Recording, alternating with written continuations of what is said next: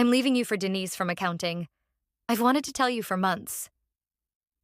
Those words, spoken in a harsh whisper as our daughter accepted her college diploma on stage. My husband Richard's timing was impeccable as always.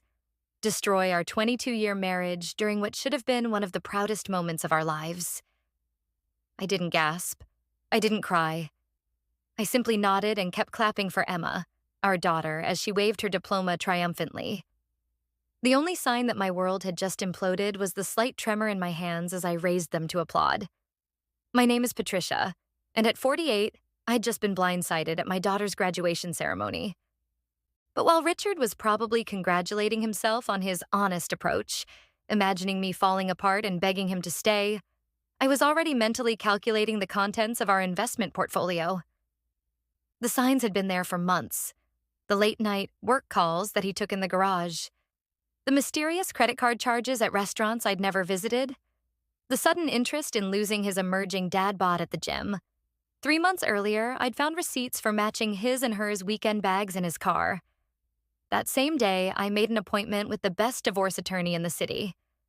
The week after, when Richard suggested we streamline our finances by closing my personal account, I smiled and agreed, while simultaneously opening a new account at a different bank. The graduation ceremony continued as families cheered and students tossed their caps. Richard fidgeted beside me, clearly expecting some kind of dramatic reaction. He'd chosen a public venue deliberately, I realized, hoping I wouldn't make a scene. Our son Jack, sitting on my other side, remained oblivious, focused on capturing his sister's big moment on video.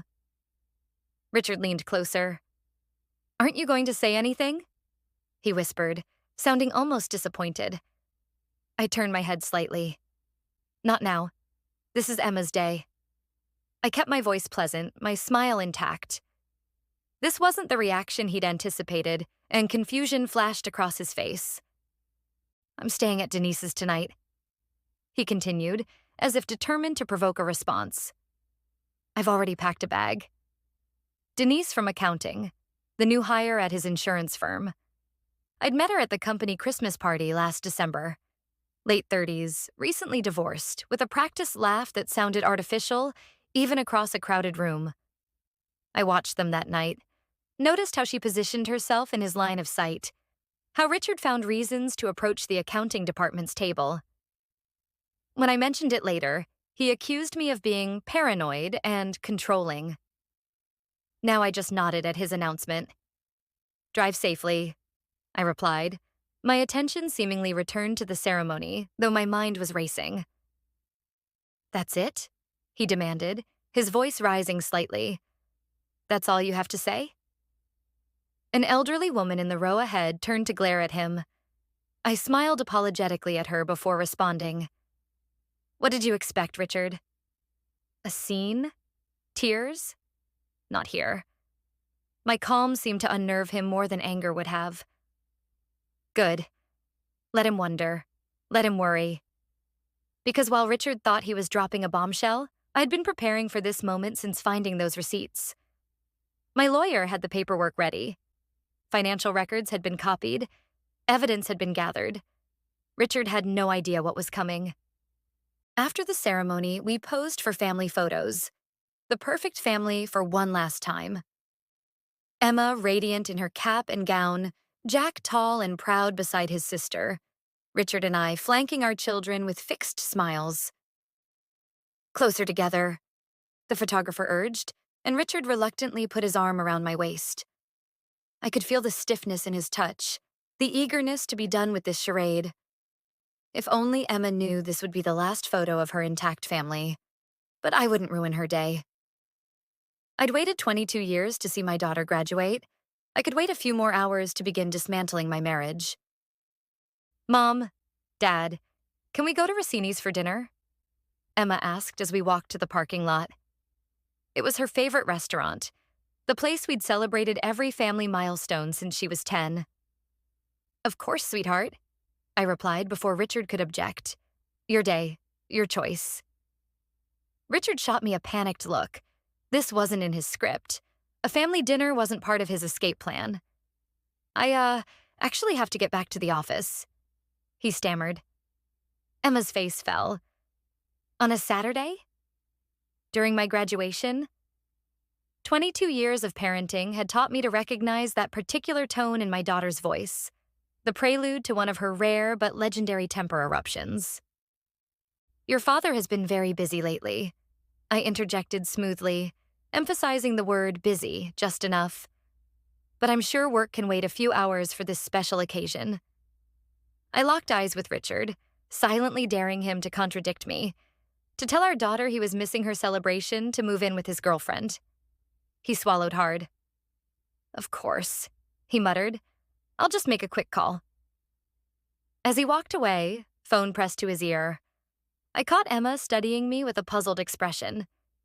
She'd inherited my intuition. She knew something was off.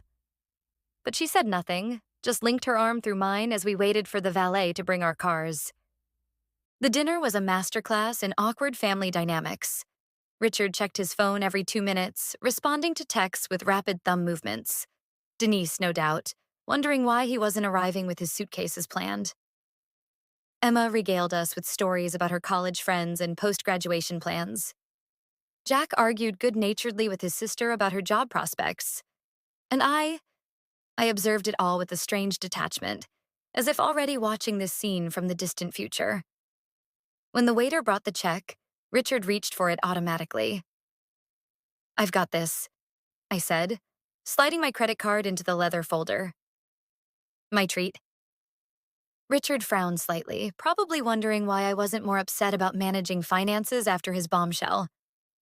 Don't worry about it, I added with a smile. It's not like it's coming out of our joint account. His eyes narrowed at that, a flicker of suspicion crossing his face. Perhaps he was finally realizing I wasn't as blindsided as he'd assumed. Emma and Jack exchanged glances, sensing the tension but misattributing it to one of their father's typical work-related moods. By the time we left the restaurant, Richard was practically vibrating with impatience. Kids, I'll see you both tomorrow, he announced as we reached the parking lot. Your mother and I need to have a private conversation. My heart sank. So much for protecting Emma's special day. Actually, I said, we should all head back to the house. Emma's grandparents are stopping by with graduation gifts. Another lie, but a necessary one. Mom, Emma protested. I told you I was meeting friends for a celebration tonight. I'd forgotten that detail. Right, of course. I recovered quickly. Just stop by for a half hour? For Grandma's sake? Emma sighed but nodded. Richard looked like he might explode. Patricia, we need to talk. Now. The kids exchanged worried glances. Everything okay? Jack asked, his eyes darting between us. I forced a smile. Just boring adult stuff. Your father's work schedule. Nothing for you to worry about. The drive home was tense, with Richard following too closely behind my car, his headlights aggressive in my rearview mirror. Emma had decided to ride with her brother, leaving me alone with my thoughts, and the chance to make a crucial phone call. It's happening, I told my lawyer when she answered. He's making his move tonight. Are you at home? She asked. Heading there now. He doesn't realize I know about Denise. Good. Everything's in place. Remember, don't sign anything, don't agree to anything. And Patricia, stay calm. That's what he won't expect. I ended the call as I pulled into our driveway, our circular driveway in front of our colonial-style house in our affluent neighborhood. All of which Richard had always taken credit for, despite my family's down payment and my significant contributions from my consulting business. The kids arrived moments later, followed by Richard, who parked his luxury sedan at the curb instead of in the garage. Another small sign he was already separating himself from our family home. Inside, Emma rushed upstairs to change for her night out, while Jack headed to the kitchen in search of leftovers, his default activity whenever he sensed parental tension. Richard cornered me in the foyer. I need to get some things, he said stiffly. Then we need to talk about how to tell the kids. I nodded, gesturing toward the stairs. Go ahead. I'll be in the study. The study had always been my space, the one room in the house Richard rarely entered. Now I sat at my desk, unlocked the bottom drawer, and removed a thick folder labeled Household Finances. Inside were account statements, property records, and most importantly, detailed documentation of Richard's recent unexplained expenses. A second folder contained a copy of our prenuptial agreement, the one Richard had insisted on when we married, worried that my family's modest wealth might someday become the subject of contention. The irony wasn't lost on me that the document he'd created to protect himself would now be instrumental in his undoing. I heard his footsteps on the stairs, followed by the sound of our bedroom closet opening and closing, a suitcase being zipped, the familiar routine of Richard's business trips, except this was a one-way journey out of our marriage. 10 minutes later, he appeared in the study doorway, designer luggage in hand. "We need to talk," he said, his tone suggesting he was the reasonable one in this scenario. "About the house, the finances. I think it's best if you move into something smaller. The kids are grown now. You don't need all this space." I stared at him, momentarily speechless. The audacity was breathtaking. He'd just announced he was leaving me for another woman, and now he expected me to give up my home? "Richard," I said finally, "you seem to be operating under some misconceptions." I opened the prenuptial agreement to the marked page. "Perhaps you should refresh your memory about this clause." He frowned, setting down his suitcase to take the document. I watched his face as he read, noting the exact moment comprehension dawned. "This doesn't apply," he sputtered. "This infidelity clause, it's outdated. No court would—" "My lawyer assures me it's perfectly enforceable," I interrupted calmly, "especially with the evidence I've collected." I opened the second folder, revealing printed emails, credit card statements, hotel receipts, and photos taken by the private investigator I'd hired. "You've been planning this for months," he accused, his face flushing. "No," I corrected him. "I've been protecting myself since I discovered your affair 3 months ago. There's a difference." His eyes widened. "You knew?" "All this time." I nodded. "The weekend bags were a rookie mistake, Richard." "Matching luggage? Really?" He sank into the chair opposite my desk, the reality of his situation finally sinking in. According to our prenuptial agreement, infidelity would result in the offending spouse forfeiting claim to the family home and a significant portion of our shared assets.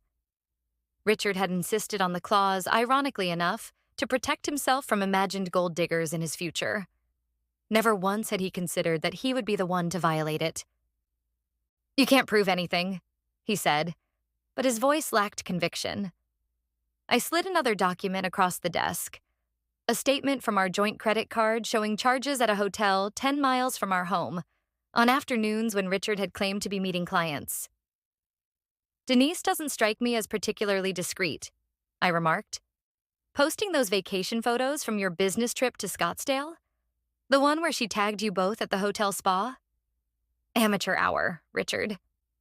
He stood abruptly, pacing the small room. "This is vindictive, Patricia. Calculating." "Calculating?" I repeated. "You mean prepared. There's a difference." The echo of my earlier words hung between us. "You won't get away with this," he threatened, but his bluster had an edge of desperation now. "The house is as much mine as yours. The business contacts that built your consulting company. All through my connections. Half of everything we have exists because of me." I let him rant, watching as he worked himself into a righteous fury. When he finally paused for breath, I spoke quietly. "Are you finished?" He glared at me. "Because there's something else you should know." I withdrew the final document from my folder, a deed to our house dated 2 years before our marriage. "This house never was part of our marital assets, Richard. It belonged to my family's trust. You've been living in my house for 22 years. The blood drained from his face. "That's not possible. We bought this house together. I made the payments." "You made contributions," I corrected, "which my lawyer has carefully documented as rent, not equity. Check the mortgage statements, Richard. Your name isn't on them." This was my secret. The one I'd kept all these years at my father's insistence. Never let a man think he owns what's yours, Dad had warned when I introduced him to Richard. Dad had seen something in my soon-to-be husband that I'd been too in love to recognize. A certain calculation behind the charm, an entitlement that manifested in small ways. The house had been my graduation present from law school, though I'd let Richard believe we were purchasing it together. "You've been lying to me for our entire marriage," he whispered, stunned. "No, Richard. I simply protected what was mine. There's a difference." For the third time, I used that phrase, the one that would become my mantra in the months ahead. "This is insane," he muttered, pulling out his phone. "I'm calling my lawyer." "It's Saturday night," I reminded him. "But by all means, leave a message. I'm sure he'll be fascinated to hear how you announced you were leaving me at our daughter's graduation for your girlfriend from accounting." His finger hovered over the screen, then he lowered the phone. "What do you want?" he asked finally. The million-dollar question. What did I want? "I want you to leave," I said simply. "Tonight, as planned. Go to Denise. Start your new life. But know that on Monday morning, my lawyer will be filing for divorce on grounds of adultery, with evidence. The prenup will be enforced. The house remains mine. Your personal possessions will be packed and delivered to you. The children will be told the truth, that you chose to leave our marriage for another woman." His face hardened. "You wouldn't dare tell them." "I wouldn't need to, Richard. Emma already suspects something. She's not a child anymore. And you know how close she and Jack are. Once she knows, he'll know." Richard collapsed back into the chair, suddenly looking every one of his 50 years. "You've thought of everything, haven't you?" he said bitterly. "Planning this ambush while pretending everything was normal?" "Ambush?" I raised an eyebrow. "You told me you were leaving me during our daughter's graduation ceremony. Don't talk to me about ambushes." From upstairs came the sound of Emma's bedroom door opening, followed by her footsteps on the stairs. Richard and I fell silent, both instinctively protecting our daughter from the ruins of our marriage. "I'm heading out, guys," she called from the foyer. "Don't wait up." The front door opened and closed. In the kitchen, Jack was still rummaging through the refrigerator, oblivious to the seismic shift occurring in the study. "One last thing," I said, keeping my voice low. "Your things will be packed by professional movers. Any attempt to take items that aren't exclusively yours will result in police involvement. Do we understand each other?" Richard nodded numbly. "I'd like to tell the children myself," he said. "Don't take that from me." A small request, and one I could grant. "Fine, but do it properly, Richard. No blaming, no justifying. They deserve the truth." He stood up, retrieving his suitcase. "Is there anything else you've been hiding from me for the past 22 years?" he asked, his tone defeated. I considered my answer carefully. "Nothing that will affect you going forward," I replied. "You're free to start your new life. That's what you wanted, isn't it?" The sound of the front door closing behind Richard should have felt momentous. The end of a 22-year chapter of my life. Instead, it felt like the quiet after a storm. A strange stillness filled with possibility. Jack wandered into the study, sandwich in hand. "Dad left?" he asked, glancing at the window where Richard's car had been. "He had to go into the office." I lied. One last protection for my son's peace of mind. Soon enough, he would know the truth. But not tonight. "On graduation night?" "That sucks," Jack mumbled through a mouthful of food. "Emma's gonna be pissed." I smiled sadly. "Yes, she is. The real conversations would come tomorrow." Tonight, I allowed myself one glass of wine and the small satisfaction of knowing I had not been as blindsided as Richard believed. The text messages started around midnight, after I'd gone to bed but before I'd fallen asleep. Richard, his initial shock apparently wearing off, had moved on to anger. "You trapped me," read the first message. "You never loved me. It was all a calculation." I didn't respond. "Answer me." came the next text. I know you're awake. I silenced my phone, placing it face down on my nightstand. Whatever Richard was feeling, betrayal, rage, humiliation, was his to process. I had done my processing months ago when I first found evidence of his affair. Now I felt only a deep weariness and the faintest stirring of relief. The pretense was over. The next phase could begin. Morning brought a new barrage of texts, each more desperate than the last. We need to talk, Richard pleaded. This isn't fair to the kids. And finally, Denise says I need to come home and work things out. She didn't sign up for this drama. That last one made me laugh out loud. A sharp, bitter sound in the quiet of my bedroom. Poor Denise, discovering that her married boyfriend came with more complications than anticipated. I replied to this text, my only response. Not my problem anymore, Richard. There's a difference. Then I blocked his number and went downstairs to make coffee, preparing myself for the conversations with my children that would shape our family's future. Emma arrived home around noon, her graduation high fading as she took in my serious expression. Where's Dad? She asked immediately. Something's wrong, isn't it? I could tell yesterday. I gestured for her to sit at the kitchen island. We should wait for your brother to wake up, I said gently. This concerns both of you. The dread in her eyes broke my heart. Is Dad sick? She whispered. No, honey, nothing like that. Jack shuffled into the kitchen then, sleep-rumpled and yawning. Whoa, he said, noticing the tension. Who died? No one died, I assured him. But your father and I need to tell you something important. He'll be coming by this afternoon to talk to you both. You're getting divorced, Emma stated flatly. Not a question. My brilliant daughter, always quick to read between the lines. I nodded, not trusting my voice. Because of Dad's girlfriend? She continued, her tone hardening. I stared at her, genuinely shocked. You knew? Mom, she sighed, suddenly sounding much older than 22. I saw them together at the mall 3 months ago. They didn't see me. I've been waiting for one of you to say something. Jack looked between us, confusion giving way to anger. Dad's cheating, and you knew? He demanded of his sister. Why didn't you tell me? Emma shrugged, her eyes filling with tears.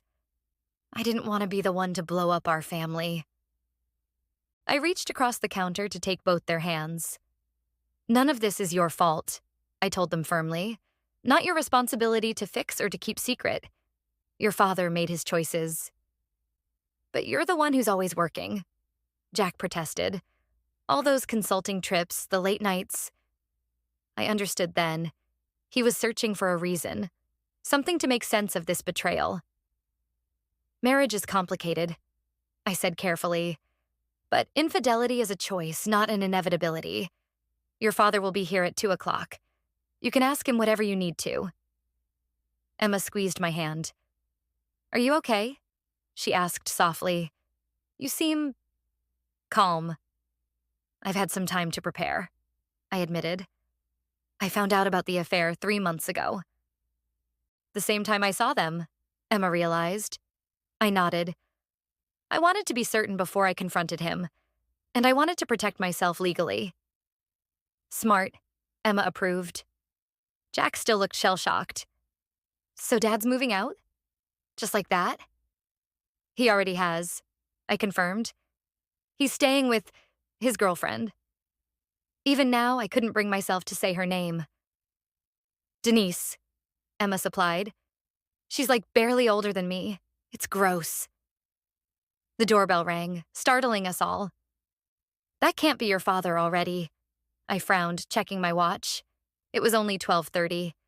Through the front window, I spotted not Richard's car, but a familiar SUV.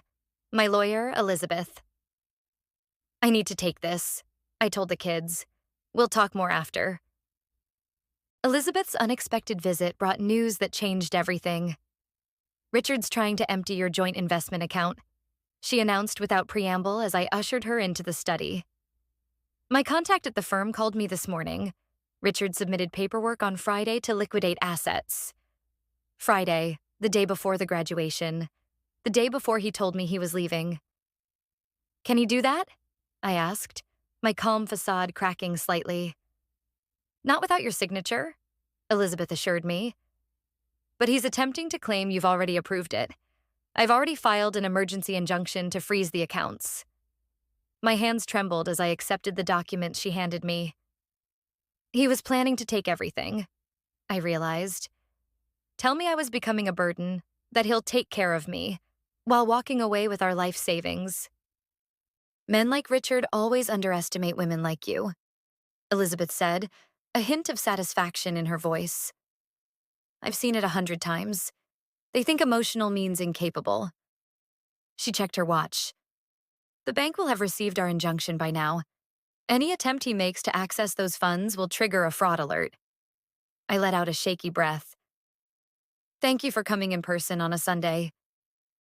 I don't trust electronic communications in these situations, she replied. Too easily intercepted. As she gathered her things to leave, she paused. Patricia, you should know. There have been significant withdrawals from your joint checking account over the past month. Small enough not to trigger alerts, but substantial in total. After Elizabeth left, I logged into our bank account to confirm her warning. Sure enough, our joint checking balance was nearly depleted. Thousands withdrawn in increments just under the alert threshold I'd set. Richard had been planning his exit strategy for weeks, siphoning funds while pretending everything was normal. The thought of him sitting across from me at dinner, discussing summer vacation plans while secretly preparing to leave made me physically ill. And now he was coming here, to our home, my home, to explain to our children why he was abandoning their mother. A strange calm settled over me. I'd been outmaneuvered on the checking account but protected our major assets. Richard had won a battle but would lose the war. At precisely 2 o'clock, Richard's car pulled into the driveway. Through the window, I watched him check his appearance in the rearview mirror before approaching the house. Still concerned with appearances, even now. I let him ring the doorbell twice before answering. A small, petty revenge that gave me disproportionate satisfaction. The kids are in the living room, I said by way of greeting. He looked terrible. Unshaven, wearing the same clothes from yesterday. Apparently, his first night of freedom hadn't gone as planned. Can we talk first? He asked, his voice low. About the accounts? Nothing to discuss, I replied. The accounts are frozen pending divorce proceedings. Your withdrawals from our checking have been documented. The color drained from his face. You don't understand, he began. Denise's condo, the down payment, is none of my concern. I finished for him. You should go in. The kids are waiting. The next hour was painful to witness. Richard trying to justify his actions without appearing selfish. Emma coldly logical in her questioning. Jack vacillating between hurt and anger.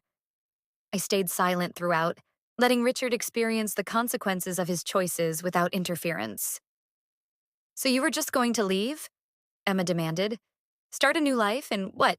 See us at Christmas? Birthdays when it's convenient? Richard winced. Of course not. You're my children. I love you. This is between your mother and me. No, Jack interrupted, finding his voice at last. You made it about us when you decided to announce it at Emma's graduation. When you tried to drain the accounts that would pay for my senior year of college. My head snapped up at that. I hadn't told the kids about the financial maneuvers. Jack, Richard began, but my son cut him off. Mom told us nothing, he said flatly. Denise called me this morning. She said you were under attack and needed my support. Then she let slip about the bank accounts. Richard's face contorted with rage. She had no right to tell the truth? Emma challenged. Something you seem incapable of doing. Richard's gaze darted to me as if I were somehow orchestrating this confrontation. I think we're done here, I said quietly, standing up. The children have heard enough for today. Richard looked panicked. But I haven't explained about the house, About our financial situation? There's nothing to explain, I interrupted. The house is mine. It always has been. The investments are frozen. The checking account you depleted will be addressed in the divorce settlement. I turned to Emma and Jack. If you have more questions for your father, you can arrange to meet him another time. This house is still your home, and you're welcome here anytime. The implication was clear. Richard was no longer welcome. He looked between the three of us, suddenly understanding he was outnumbered. You turned them against me, he accused, rising from his seat. I didn't have to, I replied evenly. You managed that all by yourself. Emma stood up. I think you should leave, Dad. We all need some time to process this. Richard's face flushed with anger. You don't understand what your mother has done, he insisted. The manipulation, the lies. Lies, I cut in. Like telling our children you had to work late while you were with your girlfriend? Like planning to drain our accounts before announcing you were leaving? Those kinds of lies, Richard? He turned to me then, his voice rising. You trapped me in this marriage. You never told me the house was yours. 22 years of lies. And that's when he started screaming. Wild, incoherent accusations about how I'd deceived him, manipulated him, emasculated him by owning the house. How I'd never really loved him, had only used him to father my children, had undermined his career while building my own. The more he shouted, the calmer I became. This was the real Richard, finally exposed, not the charming insurance executive who coached Little League and remembered administrative assistants' birthdays, but a deeply insecure man who couldn't bear the thought that his wife had been capable of strategic thinking, of self-protection. Dad, stop, Jack pleaded, looking frightened by this transformation. You don't get it, Richard continued, jabbing a finger at me. She knew about Denise for months. She was planning this whole time, setting me up, acting normal while plotting to take everything. Emma stepped between us. The only person who tried to take everything was you, she said coldly. Mom just protected what was already hers. There's a difference. My daughter, echoing my words from last night. Pride swelled in my chest, despite the awful circumstances. You need to leave, I told Richard firmly. Now, before you say things you can't take back. But Richard was beyond reason now, consumed by the realization that his carefully constructed exit strategy had backfired spectacularly. I built this life, he shouted. My career supported this family while you played at being a consultant. My connections brought you clients. My social standing made you respectable. Jack physically flinched at his father's words. That's not true, he said quietly. Mom's business has been supporting us for years. You told me yourself last Christmas that her consulting firm was carrying us through your company's downsizing. Richard froze, caught in another lie. I'd never told the children about Richard's professional struggles, his past overpromotions, his dwindling commissions. I'd protected his pride, even as he apparently complained to our son about my success. I think we've all heard enough, I said, my voice steady despite the emotions churning inside me. Richard, your things will be packed and delivered to whatever address you provide. Please leave my house now. My emphasis on my was subtle but unmistakable. Richard looked around wildly, as if searching for allies and finding none. This isn't over, he threatened, backing toward the door. My lawyer will destroy you. Your lawyer will advise you to settle quickly and quietly, I corrected him. Unless you want the partners at your firm to learn exactly why you needed that loan last year. One last card played. I knew about the client funds he'd borrowed temporarily to cover investment losses. Another secret I'd kept. Richard blanched. You wouldn't. I don't want to, I said truthfully. I've never wanted to hurt you, Richard. Even after discovering your affair, I just wanted to protect myself and our children. His shoulders slumped, the fight draining out of him as quickly as it had erupted. The loan was repaid, he muttered. No one was harmed. And no one needs to know, I agreed. As long as this divorce proceeds reasonably. He nodded once, a curt acknowledgement of my leverage, then turned and walked out the door. Through the window, I watched him punch the steering wheel of his car before driving away. The father my children had idolized, reduced to a raging, defeated man. There was no satisfaction in the sight, only sadness for what could have been. Emma and Jack stared at me as if seeing me for the first time. "Mom," Emma began hesitantly, "have you really known about the affair for months?" I nodded. "Since February. The matching luggage receipts." "And you didn't confront him? Kick him out?" Jack sounded incredulous. I smiled sadly. "I needed time to understand our financial situation, to protect our assets. Your father and I built a life together for 22 years. I wasn't going to dismantle it in an emotional reaction." "So you just pretended everything was normal? While gathering evidence?" Emma's tone held a new respect. "Pretty much," I admitted. "It wasn't easy, but I wanted to be certain before making accusations." "And the house?" Jack asked. "It's really been yours all along?" I led them into the study, removing an old deed from my files. "My law school graduation present from your grandfather. Dad insisted I keep it in my name only. Never let a man think he owns what's yours, he used to say." Emma laughed softly. "Grandpa always was suspicious of Dad." "He saw something I was blind to," I acknowledged, an entitlement I mistook for confidence. Jack was studying the deed. "So Dad really had no claim to it?" "All these years, he thought." "He thought what I allowed him to think," I finished.